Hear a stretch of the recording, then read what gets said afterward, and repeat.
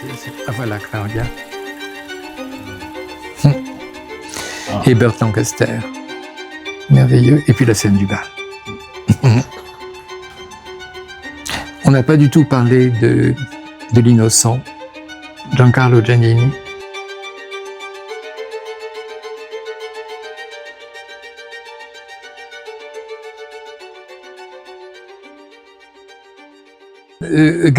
Gianni Gremesi m'avait proposé de faire la préface de Pasolini, par exemple, de tout sur Pasolini, et je n'ai pas accepté parce que Pasolini est un auteur un cinéaste et un écrivain qui, pour moi, compte tellement que j'avais peur que ma préface cautionne des textes que je n'aurais pas aimés.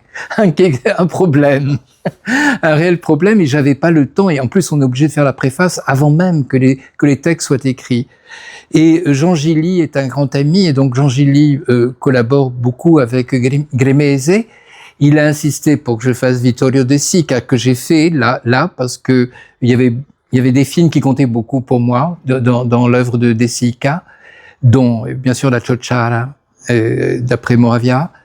Et pour Visconti, c'est autre chose, parce que Visconti, je l'ai toujours beaucoup aimé. J'ai vu tous les films de Visconti, même les moyens métrages, même les films documentaires.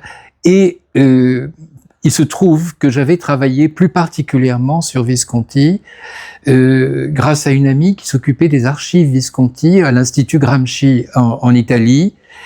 C'était elle qui était la responsable. Elle m'avait dit un jour de regarder un peu les archives, il y avait des choses intéressantes, et je suis tombé sur un roman de Visconti qui s'appelle Angelo, et je l'ai publié. Donc je l'ai traduit en français. C'était une chose totalement inconnue qu'aucun spécialiste de Visconti ne connaissait. C'était dans ses archives, et donc c'était assez compliqué de comprendre dans quelles circonstances il l'avait écrit, etc. Et ça a apparu en Italie également, bien sûr dans le texte original et ma préface, aux éditeurs réunis qui sont les éditions communistes italiennes, et donc moi je l'ai publié chez Gallimard dans une collection que j'avais. Donc il y avait ce rapport à Visconti, et puis j'ai eu beaucoup d'autres liens avec Visconti, notamment j'étais assez ami avec un réalisateur anglais, enfin d'origine allemande, qui s'appelle Peter Adam, et qui avait fait 2 documentaires extraordinaires sur le tournage de Mort à Venise et de Ludwig, et qui était aussi un ami de mon frère. Et donc, il y avait ça, il y avait également, j'ai écrit la biographie de Elsa Morante, et je regrette en plus parce que j'ai complètement oublié de demander qu'il y ait un article sur Elsa Morante dans l'album Visconti, et ce qui fait qu'on parle pas vraiment d'elle, et alors qu'elle est importante. Et puis, dernier lien, très fort, qui est Claudia Cardinale. Voilà, parce que Claudia Cardinale, sur lequel j'ai écrit un article, et était malheureusement maintenant disparu, était une amie à moi, parce qu'elle m'avait demandé de traduire en français la première pièce qu'elle a jouée au théâtre. Et donc nous avons beaucoup parlé de Visconti avec elle, puisque ça a été une rencontre extraordinaire pour elle. Quand on parle de Claudia Cardinale, on ne peut pas s'empêcher de parler de Fellini. Voilà. Est-ce qu'il y avait le lien entre les deux entre Fellini, justement, je relisais l'article qui a été écrit dans l'album Visconti sur le lien entre Fellini et Visconti. Ce trio génial qui était Pasolini, Visconti, Fellini, on s'aperçoit que tous les trois, évidemment, avaient beaucoup de points communs, et d'ailleurs ont eu des collaborateurs communs, qui sont aussi bien monteurs, pour 2 d'entre eux, bien sûr costumier, Piero Tosi apparaît partout. Piero Tosi qui est le grand costumier, apparaît chez Visconti, chez Fellini, chez Pasolini. Autrement dit, il y a une communauté de goût entre tous les trois, et bien sûr de génération, même si Visconti est de la génération, une demi-génération avant Pasolini et Fellini.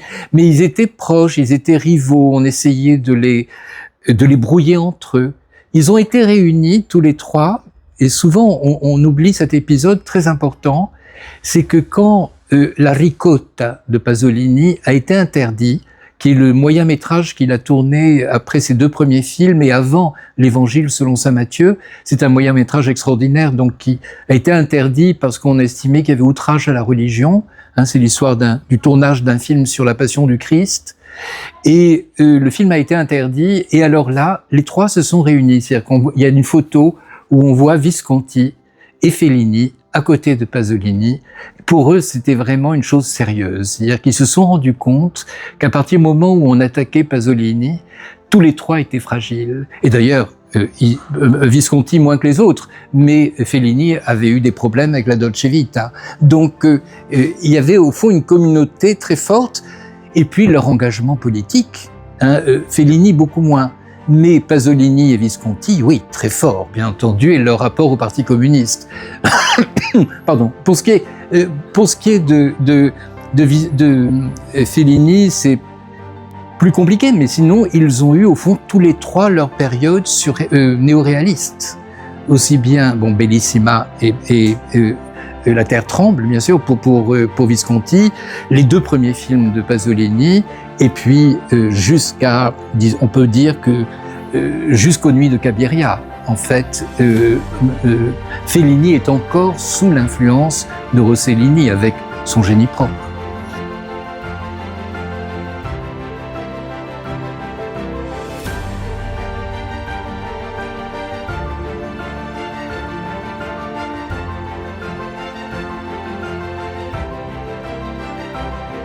Il y en a certains qui sont traités 2 fois, comme L'étranger, par exemple, de Camus, est traité 2 fois, parce que c'est un film qui est c'est curieux, parce qu'il est problématique.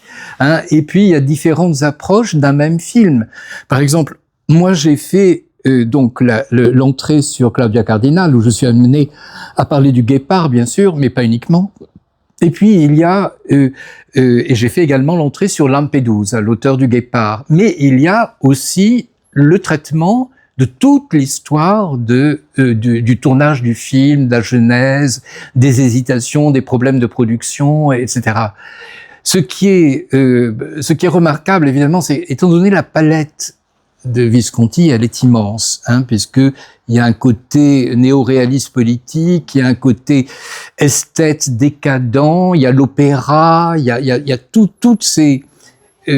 toutes ces entrées extrêmement diverses qui font que ça justifiait des regards parfois très très différents.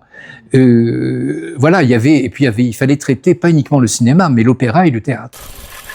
Moi, j'ai été très ami, outre Claudia Cardinal, avec une actrice de théâtre et de cinéma qui est Adriana Asti, qui elle-même est morte il y a peu de temps. Et Adriana Asti, qui était la compagne de Bertolucci pendant une période, grande amie de Pasolini justement, et elle a joué avec Visconti, avec d'autres grands metteurs en scène, avec Ronconi, avec Strehler, et pour elle, Visconti, c'était avant tout un directeur d'acteurs. Elle est dans la dernière pièce de Visconti, elle est dans la dernière pièce qu'a dirigé Visconti, qui est C'était hier de Harold Pinter, et que Harold Pinter a fait interdire parce que Visconti avait pris, d'abord il n'avait pas acheté les droits, et puis d'autre part il avait pris de très grandes libertés dans la représentation, sans changer le texte, mais en mettant par exemple Adriana Asti complètement nue sur scène, ce qui avait fait un très grand scandale, et Pinter était furieux. Donc c'était un grand maître, un grand maître du théâtre, et il en a fait donc jusqu'à ce moment-là tout le temps, et puis l'opéra bien sûr.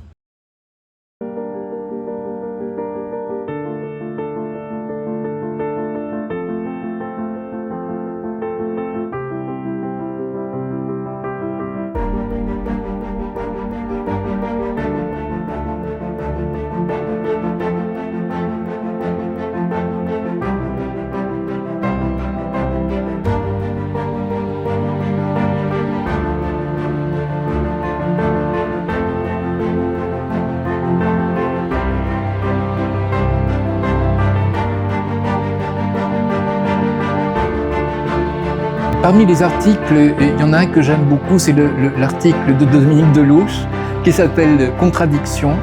Et je trouve c'est très bien qu'il ait utilisé ce terme un peu abstrait pour désigner beaucoup de mystères dans la personnalité de Visconti. Il parle de l'homosexualité. Il n'y a pas une entrée qui s'appelle homosexualité dans le dictionnaire, alors que bien sûr, c'était une des caractéristiques de Visconti. Mais il avait une manière de vivre son homosexualité qui était très particulière. D'abord, il n'était pas qu'homosexuel, il y a eu des femmes dans sa vie, dont Elsa Morante, et les femmes comptaient énormément dans son métier, bien sûr, mais aussi dans sa vie privée. Mais il était contradictoire, parce que c'était le comte communiste, exactement. Donc il était à la fois aristocrate et engagé politique. C'est la même, comme la contradiction de Pasolini, qui est le catholique ou chrétien communiste. Ce sont ces contradictions extraordinaires. Et c'est le fait qu'il était attiré à la fois par un monde populaire qu'il a décrit merveilleusement, dans La Terre tremble ou dans Bellissima ou bien sûr dans Ossessione, son premier film, et surtout dans Rocco et ses frères. Quand même, il s'est fait connaître mondialement par un film sur les pauvres émigrés de l'intérieur, les Siciliens ou les Calabrais, qui montent à Milan. Donc il avait une connaissance profonde d'une classe très pauvre, et c'est un de ses plus grands films. Mais en même temps, quand on dit Visconti, on pense à Senso, au Guépard, donc à Mort à Venise, bien entendu, donc à toute cette classe sociale qui était la sienne. Il était un aristocrate et très évolué, au sens où sa famille était extrêmement cultivée, très érudite, mais en même temps, il y avait ce côté aristocratique dont témoignent tous les acteurs qui ont travaillé avec lui. Claudia disait, et Adriana Asti me disait que à la fin du tournage ou le soir, quand on se reposait, tous les acteurs attendaient d'être invités à la table du comte et partager son repas. Il était et c'était vraiment comme le maître qui venait accueillir non pas le peuple, mais des gens qu'il estimait et à qui il rendait hommage. Donc ce côté aristocratique qui va en même temps qu'un autre aspect de son intérêt. Probablement, il y avait un côté d'ordre privé, d'intérêt, de goût pour le peuple par exemple, on le voit dans Ossessione, tout de suite, de la manière qu'il a de représenter ces deux amants maudits, et on voit qu'il a une observation très intéressée, très sensible au comportement populaire, dans Rocco et ses frères, donc je l'ai déjà dit, et même dans Ludwig, on voit quand Ludwig a des relations avec là c'est un intérêt sexuel bien sûr, mais avec les jeunes valets, enfin bon, ce sont des moments extrêmement importants de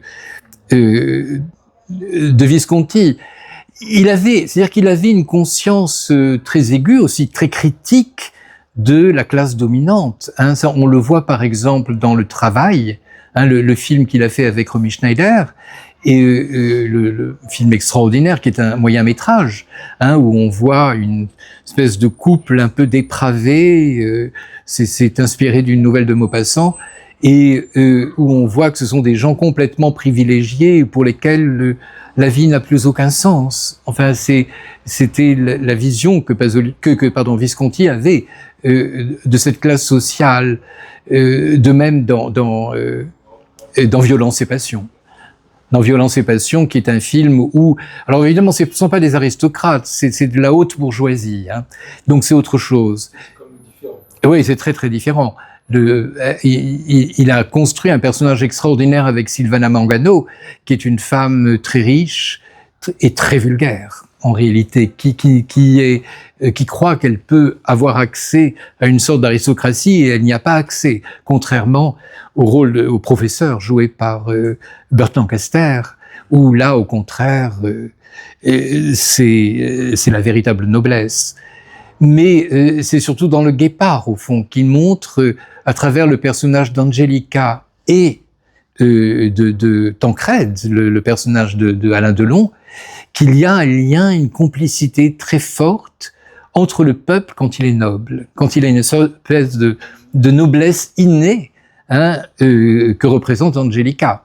Angelica n'est pas vraiment le peuple, hein, c'est la fille du maire, mais elle est, bon, elle n'est pas du tout une aristocrate, sinon qu'elle a une aristocratie naturelle. Et humain, bien sûr, oui, bien sûr, c'était la véritable aristocratie que cherchait, bien entendu, Visconti. Bon, dans Mort à Venise, la famille polonaise est une famille de vrais aristocrates, mais ce que cherche le personnage d'Aschenbach est autre chose, bien sûr, que la simple aristocratie. Non, mais bien sûr que pour lui, la véritable noblesse était une noblesse humaine, hein, et lui-même avait un comportement très autoritaire dont parlent tous les comédiens et les collaborateurs, mais uniquement dans le souci de parvenir à quelque chose de très beau, de très vrai, de très parfait.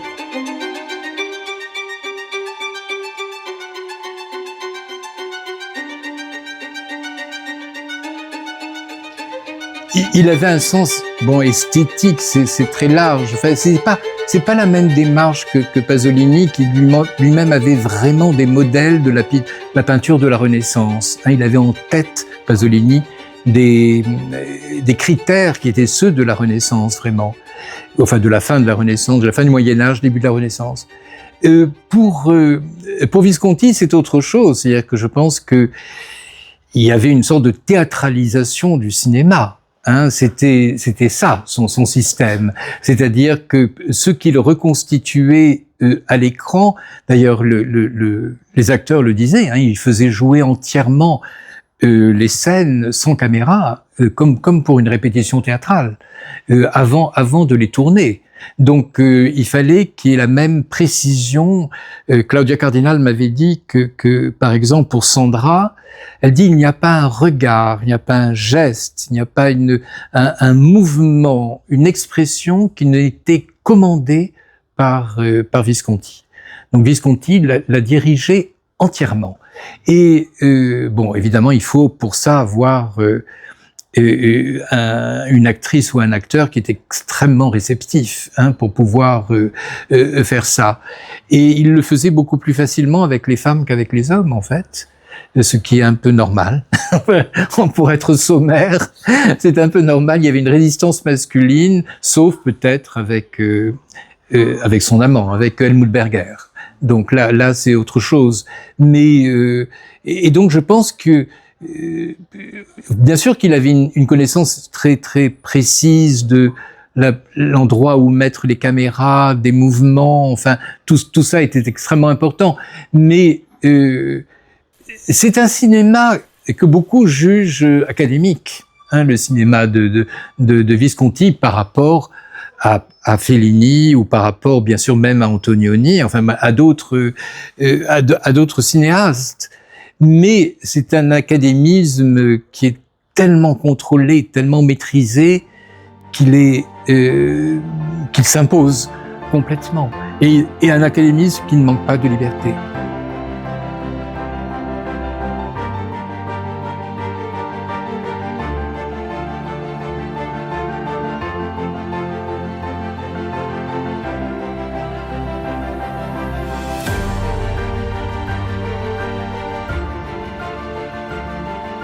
Même s'il a eu des collaborateurs de très très haut niveau. Hein, il faut toujours rappeler ça au moment pour cette période somptueuse du cinéma italien, qui est de l'après-guerre à 1975, disons, hein, 80, quand ils commencent à mourir tous, malheureusement. Hein. Donc, là, on a quelque chose de tout à fait exceptionnel et qui est où il y a moins de compétition et de rivalité qu'on imagine. Même si, quand ils prenaient la parole, ils pouvaient avoir la dent dure l'un contre l'autre. Mais en réalité, c'était le même monde, quoi.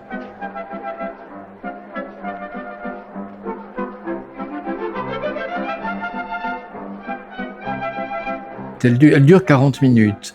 Hein, et donc, oui, il en parle dans le livre. Il y a une interview à l'article Guépard, justement, il y a une interview de Visconti où il explique justement comment, il dit, on me parle beaucoup de cette scène comme si c'était une sorte de digression folle à l'intérieur du film. Mais en réalité, bon, ça organise tout le film autour de lui. Il avait un rapport au temps qui était très particulier, hein, Visconti par rapport aux autres.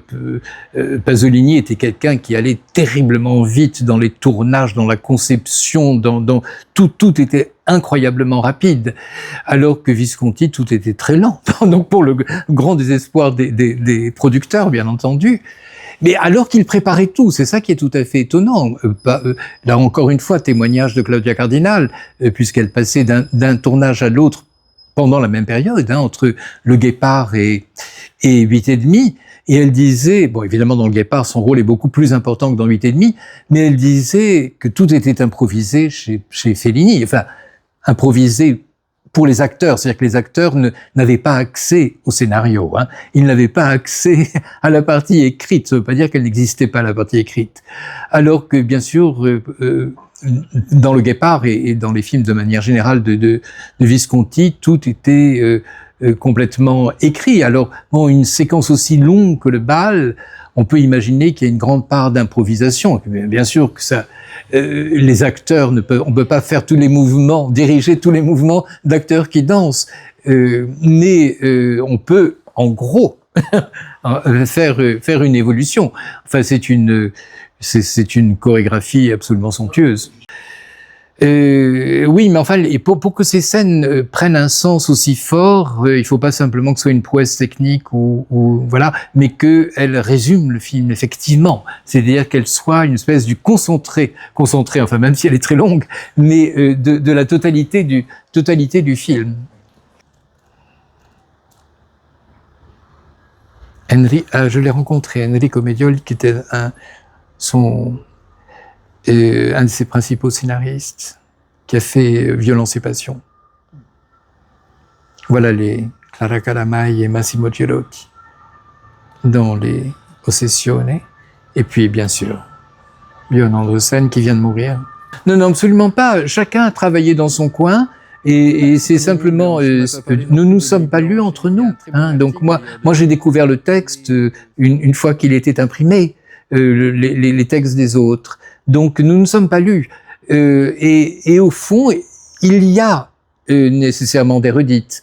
Enfin des redites, oui, bien sûr, on est obligé, on parle tous des mêmes films, mais je pense que c'est une des particularités de Visconti, c'est que chacun a un rapport personnel avec lui et est prêt à assumer toute l'œuvre de Visconti. C'est assez étonnant parce que on s'aperçoit que les thèmes que Visconti aborde touchent personnellement les gens qui vont écrire sur lui, que ce soit l'engagement politique, que ce soit la vision esthétique du monde, que ce soit la sexualité, que ce soit le rapport des classes, que ce soit... Mais tout ça, on s'aperçoit que c'est présent dans tous les films de Visconti, en réalité, avec plus ou moins d'importance, plus ou moins d'insistance, mais que ça permet de comprendre, en fait, la totalité de tous les autres films. Ce qui fait que l'approche singulière de chaque collaborateur, de chaque contributeur, permet d'avoir en réalité la totalité de l'œuvre de Visconti. C'est très étonnant parce que il avait cette faculté-là. Moi, je m'aperçois qu'au fond, chacun trouve sa place dans le film de Visconti, quel qu'il soit. Il s'y retrouve. Hein. Prenons le cas de Mort à Venise, hein, qui était le grand film sur l'homosexualité, qui n'a pas fait scandale. C'est-à-dire que ce film a présenté au fond une sexualité évidemment très esthétisante, mais qui a été rendue acceptable par des gens très très différents. Ça, c'est une des grandes qualités de ce film. Bon, en plus, avait sublimé par la musique. On peut pas dire qu'il y ait eu des films Visconti qui ait fait scandale, contrairement à ceux de Pasolini et de Fellini. Fellini, quand même, la Dolce Vita qui a fait un tollé, mais parce que c'est dans un pays catholique. Le film est sorti dans un pays catholique. Mais pour Visconti, il y a eu le cas de La Terre tremble, bizarrement. Quand La Terre tremble est sortie, il y a eu un blocage de la distribution. C'est-à-dire que la distribution ne s'est pas faite de ce film. Et c'est étonnant, parce que quand même c'est après la guerre. Et j'étais en faisant la biographie de Elsa Morante, je suis tombé sur une pétition qu'elle avait signée avec la plupart des intellectuels, aussi bien cinéastes que écrivains, pour libérer La Terre tremble. C'est très, très étonnant parce que bon, c'est un film sur la vie des pêcheurs en Sicile, mais ça montre la très grande dureté de cette vie, de cette classe prolétarienne, et on ne voulait pas, à la fin de la guerre, avoir une image négative de l'Italie. Ça pouvait être une image négative de l'Italie, ce qui expliquerait le blocage de la distribution de ce film. Mais pour dire que voilà, un créateur n'est pas complètement maître de l'effet que produisent ces films sur une fois qu'ils sont tournés.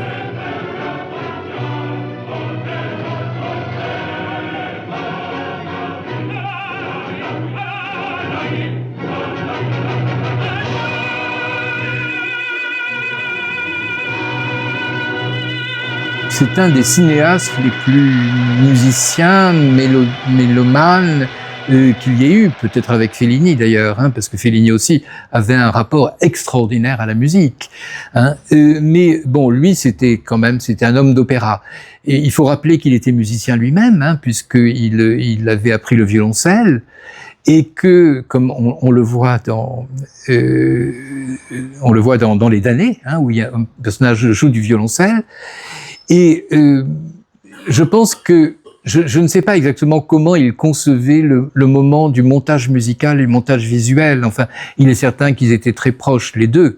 Il faut rappeler que sa sœur Uberta était mariée à un compositeur, Franco Manino, que j'ai rencontré d'ailleurs quand j'ai publié le Angelo, le roman de Visconti.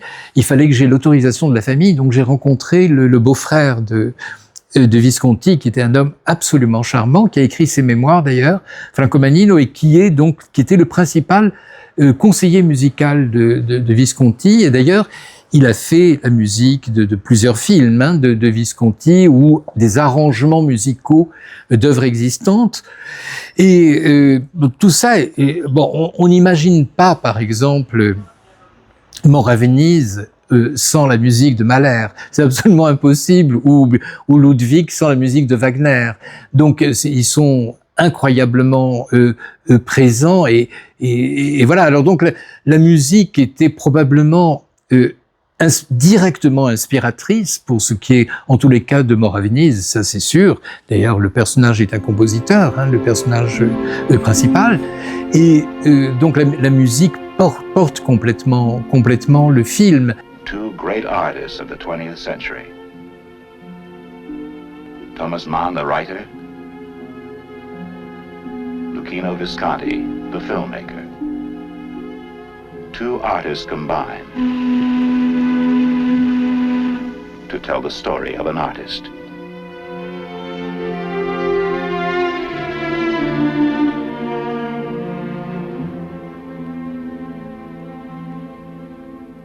L'opéra est présent sur scène, bien sûr, dans Ludwig et dans Senso.